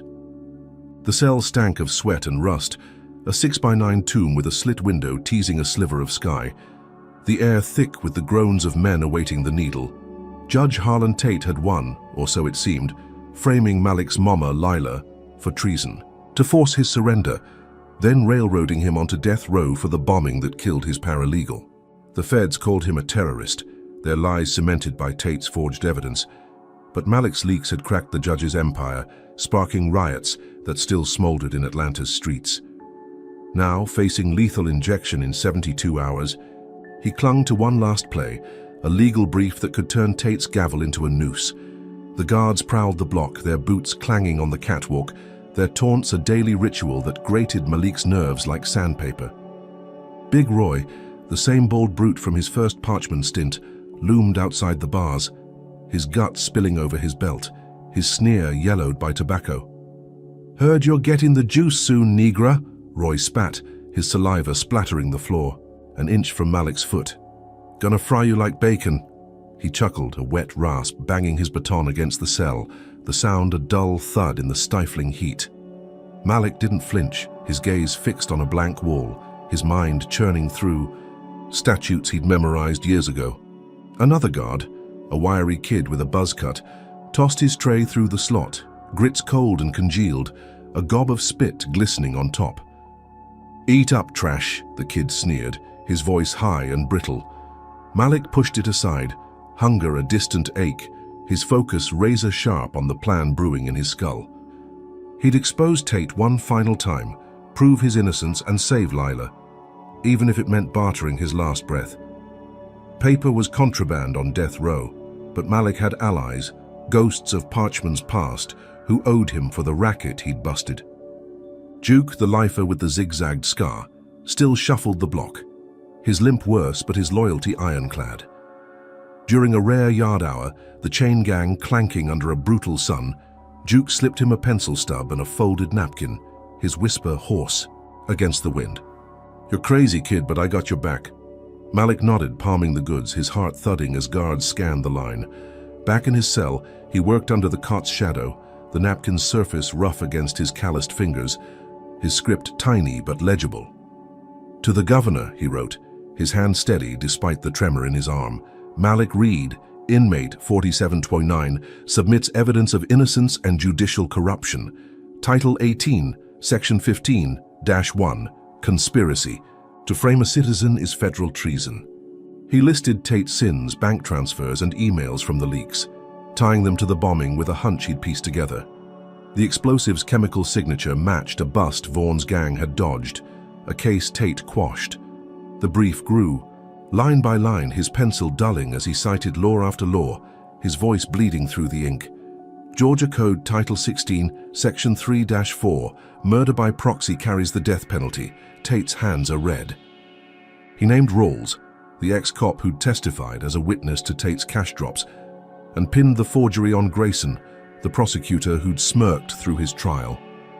Each word was a dagger, sharp and deliberate, his last stand against a judge who'd burned his life to ash. Lila's arrest gnawed at him, her frail frame cuffed on TV, her eyes pleading through the screen. He'd surrendered for her, but Tate reneged, keeping her locked in a women's facility, a pawn in his endgame. Malik's chest tightened, guilt a lead weight, but he pressed on, the napkin filling with a plea that could free them both. Vacate. My sentence: investigate Tate, release Lila Jackson. The truth's in your hands. He folded it tight, a fragile lifeline, and waited for the guard shift, his pulse a drumbeat in the silence. The rogue guard came at midnight, a lanky man named Ellis with a lazy eye and a grudge against Big Roy, his footsteps soft on the catwalk. Malik had caught Ellis skimming commissary funds months back, a secret he'd held like a loaded gun. "You owe me," Malik whispered through the bars, slipping the napkin into Ellis's palm, his voice low and urgent. "Get this to the press, not the warden, they'll bury it." Ellis hesitated, his good eye narrowing, but greed won. "This better not blow back," he muttered, pocketing the brief, his boots fading into the dark. Malik sank onto the cot, his breath ragged, the cell's walls closing in as he pictured the napkin hitting newsstands, a spark to reignite the fire he'd lit with the leaks. Hours stretched into days, the clock ticking down, his execution looming like a storm cloud. But he clung to hope, thin and frayed, that the world would hear him one last time. The spark caught on the 68th hour, the block's radio crackling. With a voice Malik knew from Atlanta's airwaves, a gravelly anchor breaking the news. Death row inmate Malik Reed claims innocence, accuses Judge Harlan Tate of framing him and his mother, in a bombshell brief leaked to this station. Malik's heart leapt, a jolt of life in his numb chest, as the anchor read on. Reed alleges Tate orchestrated the Midtown bombing, citing federal evidence and witness testimony. Protests swell outside Parchman, demanding a stay.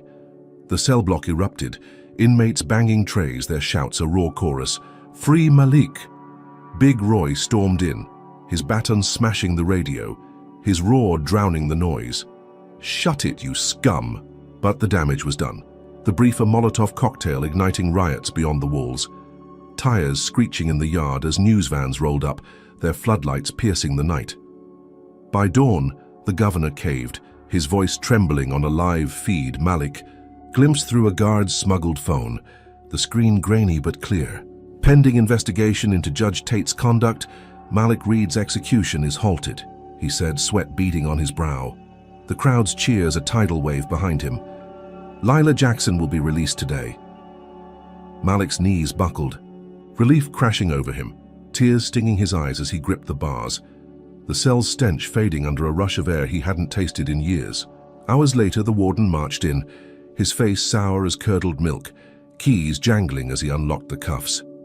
"You're out, Reed," he growled, shoving him toward the gate. "But don't think this is over."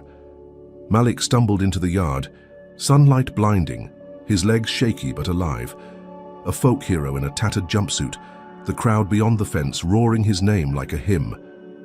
He'd beaten death, turned Tate's own law against him, and walked free. Lila waiting somewhere out there, unshackled at last. But the win was a hollow shell, cracked and bleeding. That night, as Malik hid in a cheap motel, his phone buzzed, Aisha's voice frantic through the static. "They've got me again," she sobbed, her words cut by a scuffle, a man's grunt in the background. "Tate's people. They're streaming. Sayat live." Malik's blood froze, his motel room spinning as he grabbed a TV remote, flipping to a news channel, the screen flaring with Aisha's face, bruised and bound, a masked thug pressing a knife to her throat. "Reed, you thought you'd win," the thug barked, his voice distorted, the feed cutting to Tate's smirk, a pre-recorded clip. "You'll pay, boy, till your last breath." The stream spiked, millions watching Aisha's torment. Malik's triumph torched in an instant. He slammed the remote down, his jaw tight, rage surging white-hot as he vowed total war, no surrender, no mercy. Tate had pushed too far, and Malik would end him, whatever it took. The midnight air in Atlanta hung heavy with the stink of gasoline and desperation as Malik Reed sprinted through the shadows of an abandoned factory, his boots pounding the cracked concrete, his breath a ragged burn in his lungs. 2000. 10 had pushed him to the edge, his death row escape just hours old, the echo of freedom drowned by Aisha's screams on that live stream, her bruised face seared into his mind. Judge Harlan Tate's masked thug had held a knife to her throat, millions watching. The judge's pre-recorded taunt a venomous lash. "You'll pay, boy, till your last breath." Malik's motel hideout was a memory now, torched in his mind as he tracked the stream signal with a stolen phone, its GPS pinging this crumbling husk on the city's edge. 25, scarred and relentless, he gripped a rusted crowbar scavenged from the street, his knuckles white, his pulse a war drum driving him toward the sister he'd die to save. Tate had crossed the final line, and Malik would bury him in. The factory loomed like a skeleton, its steel beams rusted red, shattered windows gaping under a moonless sky, the hum of cicadas a mocking chorus to the chaos inside. Malik circled the perimeter, his eyes darting for traps, his prison instincts sharp as glass, tripwires, lookouts, cameras. The stream's audio leaked through his earbud, Aisha's choked sobs twisting his gut, the thug's growl a constant prod. "Your brother's too late, girl." Malik spotted a side door, its hinges sagging, and pried it open with the crowbar, the screech of metal a gamble he couldn't avoid. He slipped inside, the air thick with dust and mildew, his footsteps muffled by a carpet of broken glass. The main floor sprawled dark and vast, machinery hulks casting jagged shadows, but a flicker of light drew him left, a stairwell descending to the basement, the source of Aisha's voice.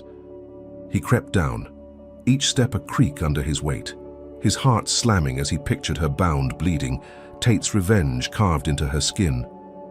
The basement hit him with a wave of damp rot, its concrete walls slick, a single bulb swinging from a frayed cord casting a sickly glow over Aisha. She sat tied to a chair, ropes biting her wrists, her braids matted with blood, her eyes wild with terror but spitting defiance. 3 masked men circled her, their black hoods stark against the light, one clutching the knife, its blade red with her blood, another manning a tripod camera streaming live. "Die like your kind should," the knifeman snarled, his voice thick with hate slashing the air an inch from her throat. Malik's rage surged, a white-hot flood, but he held back, scanning the room, a gas can in the corner, a coil of wire. By the stairs, a trap waiting to spring. He couldn't rush in blind, they'd slit her throat before he reached her. His mind raced, legal loopholes his weapon now, a plan forming sharp and reckless as he palmed the phone, its battery dying, but still recording. Malik stepped into the light, Crowbar raised, his voice booming over the damp echo. Georgia Code, Title 16, Section 12-4. Kidnappings 20 years, no parole. You're on camera, live for the world. Drop the knife, or you're done. The knifeman froze, his mask shifting as he turned, the others stiffening, their eyes glinting through slits. "You're dead, Reed," the leader spat, lunging with the blade. But Malik swung the crowbar, metal cracking against the man's wrist, the knife clattering to the floor. Aisha gasped, "Malik!"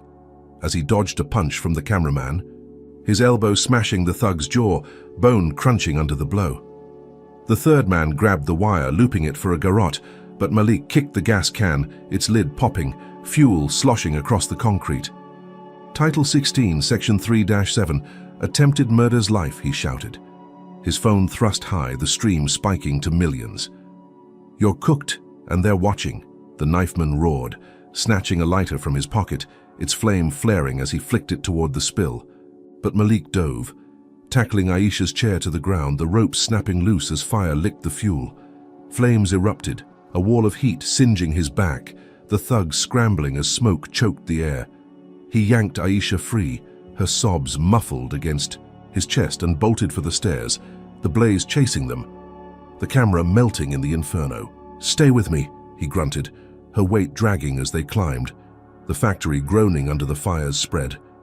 The thugs' screams faded, their masks peeling in the heat. But Malik pushed on, his lungs searing, Aisha's blood slick on his hands. They burst into the night, collapsing on the gravel, the factory a pyre behind them, sirens howling in the distance as the stream cut to black, its final frame their escape burned into global eyes. Aisha clung to him, her breath hitching, her voice a rasp. "You did it again." Malik nodded, his throat tight, the crowbar clattering to the ground as he checked her wounds, shallow but raw, slurs carved into her arm, a permanent scar of Tate's hate. The footage had done its work, millions witnessing the rescue, Tate's network exposed as the mastermind, his pre-recorded taunt a confession looping on every screen. Protests swelled, Atlanta's streets a sea of fists and signs, "End Tate now," the roar shaking the city's core. News choppers buzzed overhead, their spotlights pinning Malik and Aisha as cops rolled up. Not to cuff him, but to shield them, the tide turning under the weight of truth. He'd saved her, flipped the script with legal jabs broadcast globally, and for a heartbeat he thought Tate's reign was ash.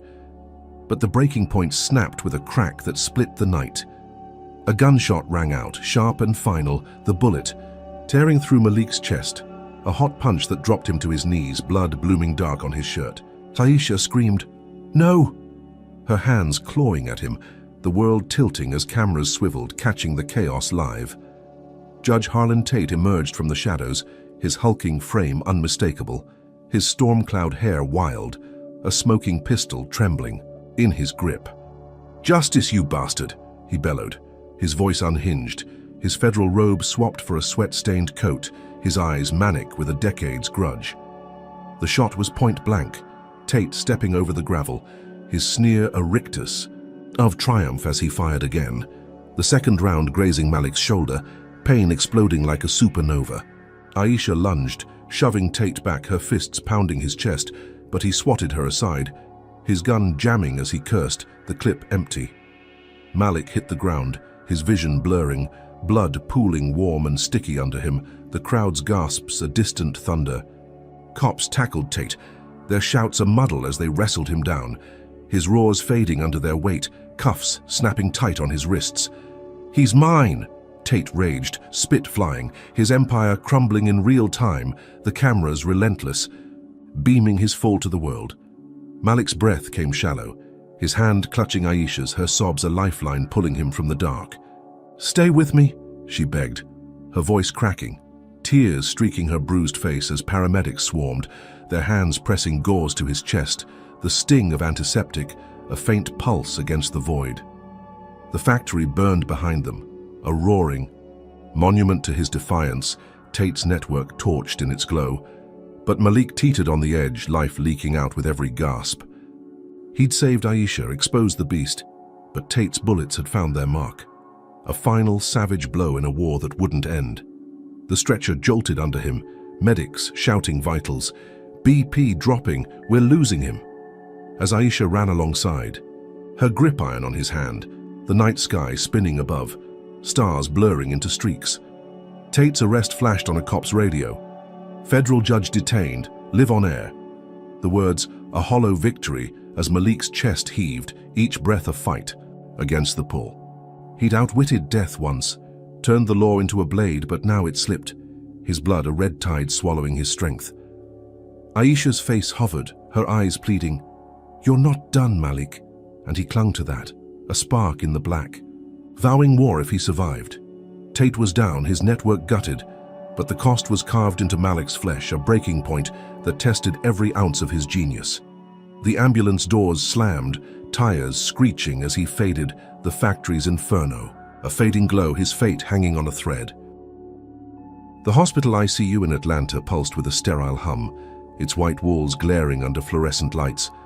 As Malik Reed lay on a gurney, his chest a battlefield of bandages and blood, the beep of monitors, a fragile thread tying him to life. 2010 had carved its mark deep, Judge Harlan Tate's bullets ripping through him outside the burning factory, a savage punctuation to a decade-long war. 25. His body was a map of scars, his breath shallow and wet. Each inhale, a stab as oxygen hissed through a mask, fogged with condensation. Aisha sat beside him, her bruised hands clutching his, her braids tangled with sweat and tears, her voice a broken whisper. "You're tougher than this, Malik." The paramedics had hauled him in minutes ago, their shouts a blur. Gunshot. Wound, left lung, massive bleed. As they'd wheeled him through chaos, the night's factory blaze still smoldering on every TV screen. Tate was cuffed, his empire gutted, but Malik teetered on the edge, his genius now a flicker battling the dark. The room buzzed with urgency, doctors in blue scrubs swarming, their latex gloves slick with his blood as they barked orders. Prep. Sort 2, he's crashing. A nurse jammed an IV into his arm, saline flooding his veins, her face tight with focus, but her mutter slipped out. Trouble like him don't deserve this. Malik's eyes fluttered, catching her sneer. The sting of racism sharp even here, where death hovered close. Another nurse, older with grey streaks in her bun, snapped back, "He's a damn hero, save him," as she adjusted a drip, her hands steady against the chaos. Pain clawed his chest, a red-hot vise squeezing his ribs, but his mind churned, replaying. The factory, Aisha's rescue, Tate's unhinged roar, "Justice, you bastard!" He'd exposed the judge live, millions watching, and now he dictated his last stand from this bed, his lips moving slow under the mask. "Get Boyd, I got one more case." Aisha's eyes widened. "You're shot, rest." But he shook his head, the motion a jolt of agony, his voice a rasp, "Tate's mine." Clarence Boyd burst in, his limp heavy, his suit rumpled from a night of dodging feds, his gravelly voice cutting through the beep of machines. "You're a lunatic, kid, but I'm here."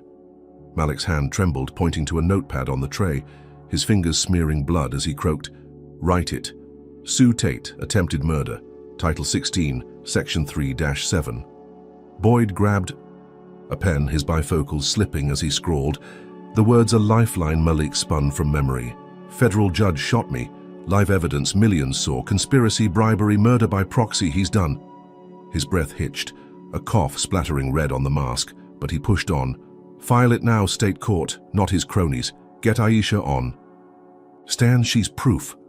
Boyd's pen flew, his jaw tight. "You're bleeding out and you're still lawyering?" Malik's lips twitched, a ghost of a grin. "Always." The room spun, his vision graying, but he clung to the fight. Tate's fall, his final blow. Doctors wheeled him to surgery, the gurney rattling, Aisha jogging beside, her grip iron on his hand as the ceiling lights blurred into streaks. "You're not dying," she hissed, her voice fierce, tears streaking her bruised cheek, the slurs carved into her arm, a raw testament to their war. The OR doors swung open, a cold blast hitting him, surgeons masked and ready, their scalpels glinting as they sliced into his chest, blood pooling fast, a race against the clock. Hours bled together, the anesthesia a heavy fog, his mind drifting to Lila, free now, her frail hug a memory pulling him back. Then Aisha's scream outside. The factory, no! As Tate's gun flashed. He flatlined twice. The monitors wail a banshee cry, paddles shocking his heart alive, each jolt a thunderclap yanking him from the void. The lead surgeon, a wiry man with a clipped beard, muttered, "Lungs toast, but he's a fighter," as they stitched him shut, the thread a lifeline in his shredded flesh. Malik woke to dawn's pale glow, his throat raw from tubes. The ICU quiet but for the drip of fluids and Aisha's soft breathing, her head slumped on his bed. Pain throbbed, a dull roar in his chest. But he lived. The monitor's steady beep, a victory hymn. Boyd stood by the window, his cane tapping as he turned, his raspy voice low. "Filed it at 3 a.m. State court's got it. Tate's arraignment's today." Malik nodded, a shallow dip, his strength a trickle, but his eyes burned with resolve. "TV," he croaked, and Aisha grabbed the remote, flipping to news, the screen flaring with chaos outside the courthouse, protesters swarming, their signs a forest of rage. "Tate's guilty." The anchor's voice cut in. "Judge Harlan, Tate arrested for shooting Malik Reed live on air, faces charges of attempted murder and corruption, his federal reign collapsing under leaked evidence." Malik's chest ached, a grim satisfaction swelling. Tate's hulking frame cuffed on screen, his storm-cloud hair wild, his snarl muted by glass. The arraignment unfolded live, the courtroom a circus, reporters cramming the gallery, their cameras. Relentless as Tate stood before Judge Evelyn Carter, the same stern woman who'd ruled Malik's cop case. Her silver hair gleamed, her voice crisp. "Harlan Tate, you're charged with attempted murder, conspiracy, and bribery. How do you plead?" Tate's jowls quivered, his coat swapped for an orange jumpsuit, his growl defiant. "Not guilty. This is a witch hunt."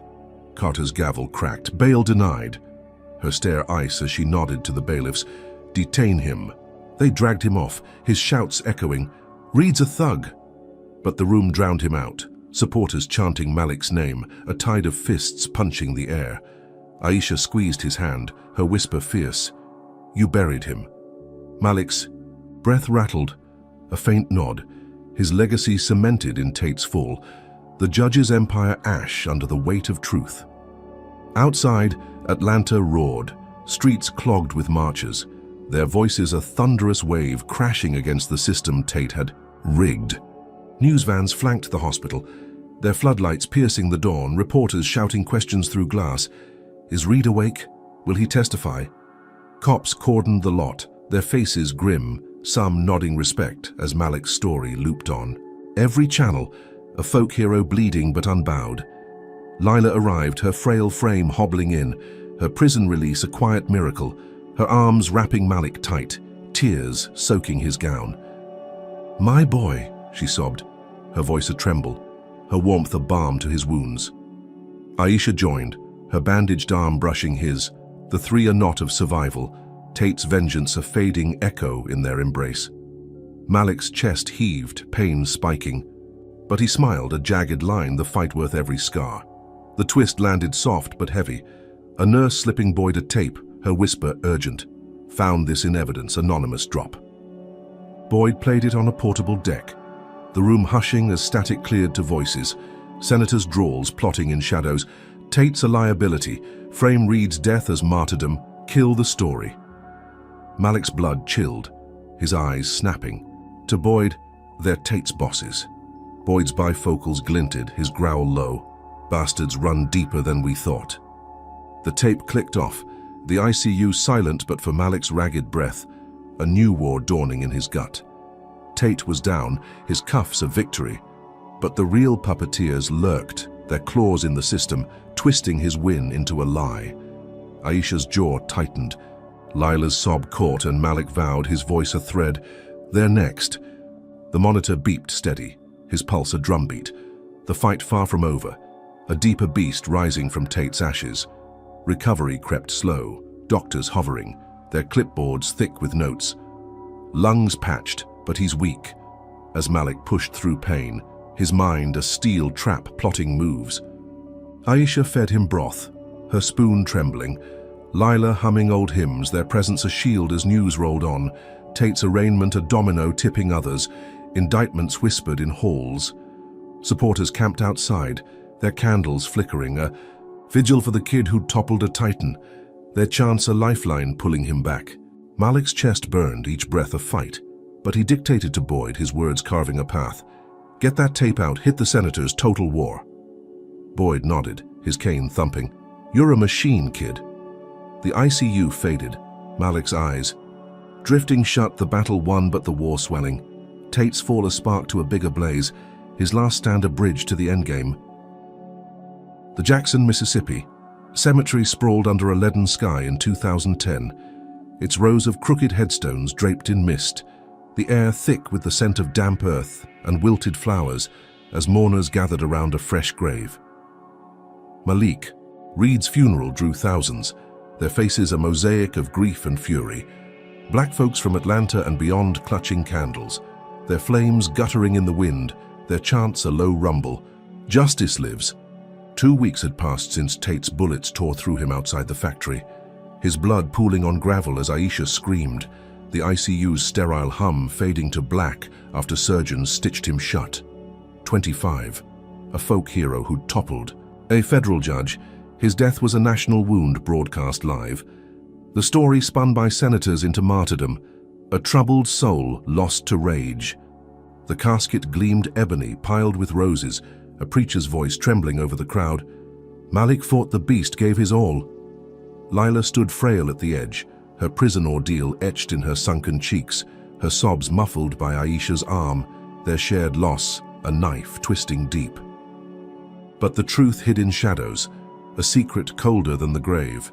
Malik wasn't dead. He crouched in a hidden bunker 50 miles north, a concrete cell beneath a derelict barn, its walls damp with seepage, its air stale with the tang of rust and sweat as he watched the funeral on a grainy monitor, his chest bandaged tight, his breath a shallow rasp through cracked ribs. Aisha had faked it, her sobs a performance, her genius matching his own as she'd slipped him from the hospital under a coroner's bribe, a body double burned beyond recognition, taking his place. 25, alive but hunted. His eyes burned, with a fire Tate couldn't quench, his fingers tracing the stitches where bullets had ripped him open. The bunker hummed with tech, stolen servers whirring as he hacked the senator's secrets, his laptop a lifeline, its screen glowing with files that could topple giants. Tate's arrest was a victory, his suicide in jail a grim coda. The judge found dangling from a bedsheet hours after his arraignment, his hulking frame limp, his storm cloud hair matted with sweat, a scrawled note pinned to his chest, "I won't." Rot!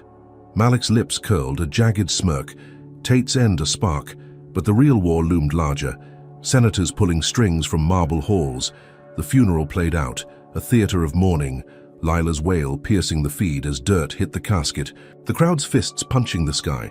Their rage a tide Malik felt through the screen. Thaisha had rigged it all, her voice steady when she'd whispered in the ICU, "They'll kill you for real, we fake it first." She'd swapped his chart, paid off a nurse, and hauled him here, Boyd's cane tapping as he'd helped, his growl, "So you're a ghost now, kid." Malik's chest ached, each breath a stab, but he lived, his death a lie that bought him time. The bunker's table sagged under gear, a pistol beside a stack of printouts. Senators' names in bold. Grayson, Holt, Carver, their voices on that tape, a death knell. Frame Reed's death, kill the story. He'd leaked it to the press, the audio looping on every channel, a bomb that shook Capitol Hill. Indictments piling fast, their suits scrambling as protests swelled. No more lies.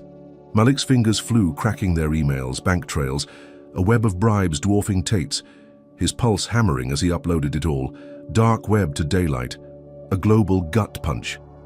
The leaks hit like a freight train, screens flaring with headlines. By noon, senators implicated in Reed cover-up, CNN's ticker racing. The funeral's echo drowned by breaking news. Malik watched, his bunker a pulse of static and heat, the monitor showing Grayson's pinched face as feds cuffed him outside his mansion, Holt's jowls quivering in a Senate hall, Carver's bald scalp gleaming with sweat as he fled a press swarm. The files burned bright, wire transfers to Tate's accounts, orders to silence Malik's leaks. a plot to bury him as a martyr while they polished their gavels. Protests erupted coast to coast, Atlanta's streets a sea of fury. Fists, smashing windows, tires burning, chants a war cry, Reed's alive in us. Newsrooms scrambled, anchors stammering. Evidence suggests Malik Reed faked his death, exposing a conspiracy, the lie unraveling as millions clicked the leaks, their outrage a wildfire Malik stoked from the shadows.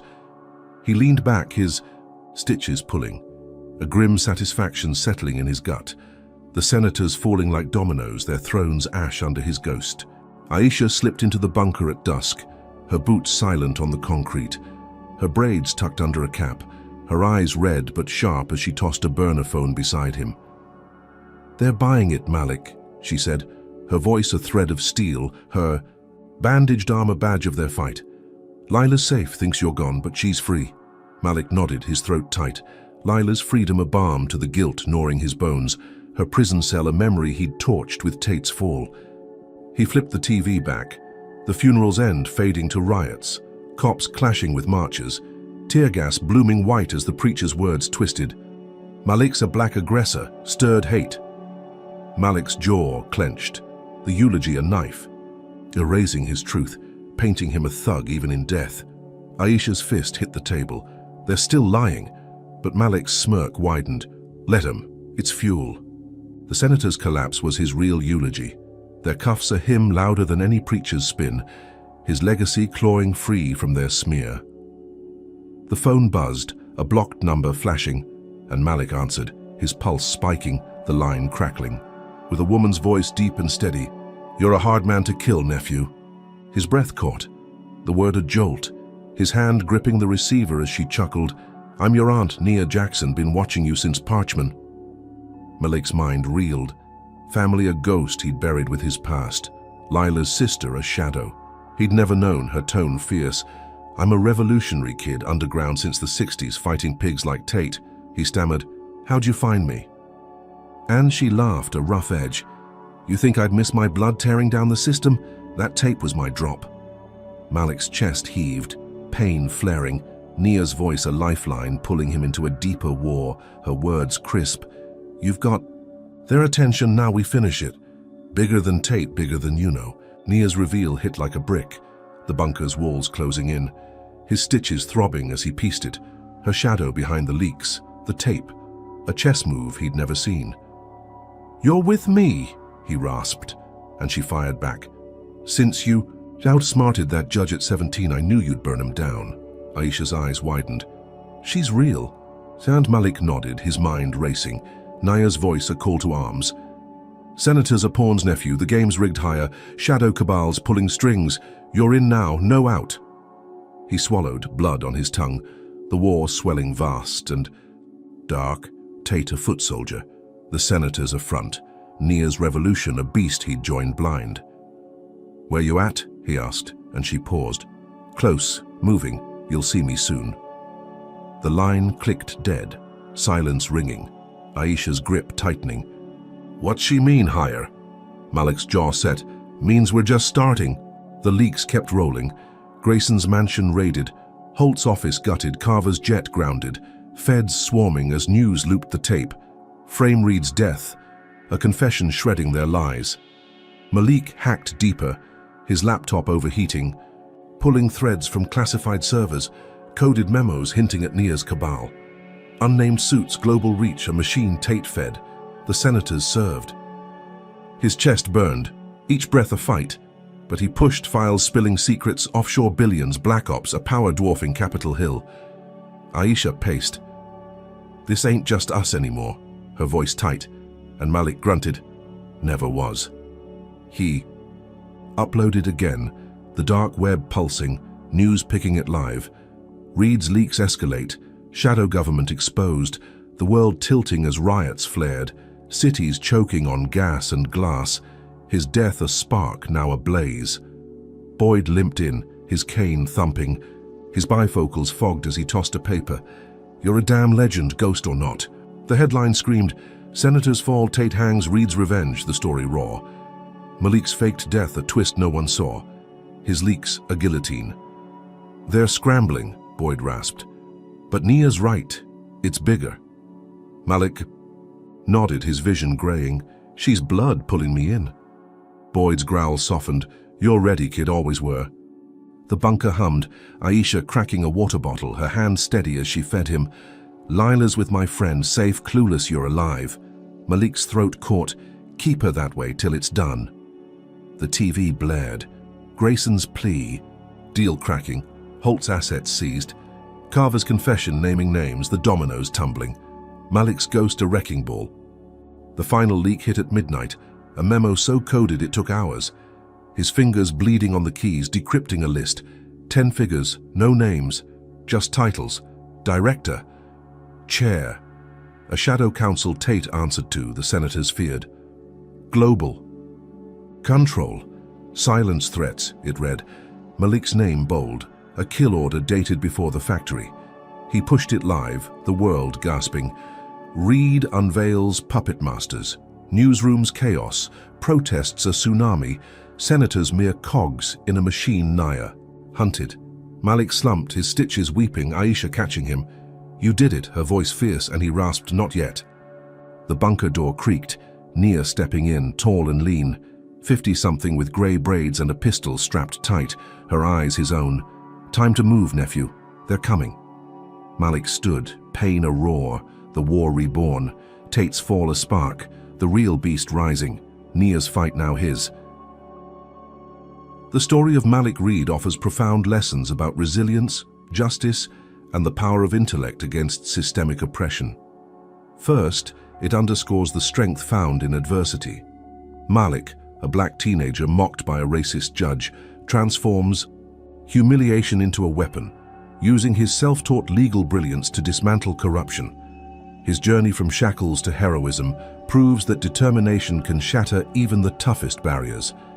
Second, it reveals the pervasive nature of racial injustice. From courtroom taunts to brutal beatings, prison abuses, and fabricated charges, Malik faces a system rigged to crush him, highlighting how deeply entrenched prejudice can manipulate laws and lives.